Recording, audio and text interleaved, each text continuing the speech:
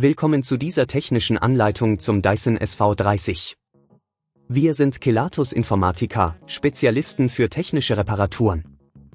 Wir holen dein Gerät direkt bei dir zu Hause ab, führen eine kostenlose Diagnose durch und schicken dir einen Kostenvoranschlag, bevor wir reparieren.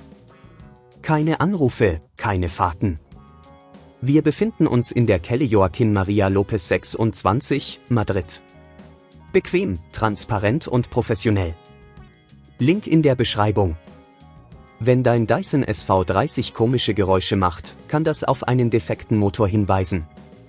Dieses Problem kann durch Verschleiß oder Verunreinigungen im Motor verursacht werden. Wenn du es ignorierst, kann es zu weiteren Schäden führen, die die Reparatur teurer machen. Um den Motor zu wechseln, benötigst du einen Kreuzschlitzschraubendreher, eine Zange, vielleicht etwas Isolierband und einen neuen Motor für deinen Dyson SV30. Zuerst musst du sicherstellen, dass das Gerät vom Stromnetz getrennt ist. Öffne den Dyson, indem du die Schrauben auf der Unterseite mit dem Kreuzschlitzschraubendreher entfernst. Achte darauf, die Schrauben an einem sicheren Ort zu lagern. Nachdem du die Schrauben entfernt hast, kannst du das Gehäuse vorsichtig abnehmen. Der Motor befindet sich in der Mitte des Geräts, normalerweise ist er mit weiteren Schrauben befestigt.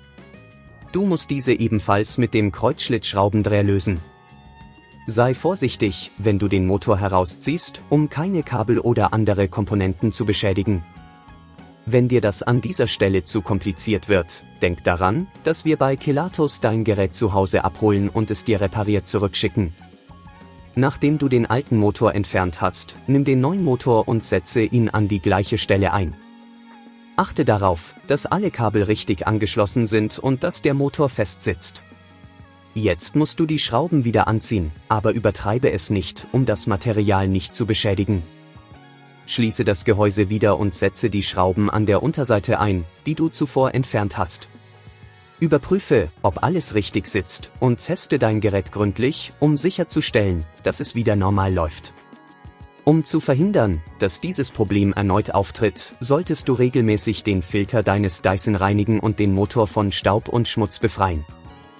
Achte darauf, dein Gerät nicht übermäßig zu belasten und es regelmäßig zu warten.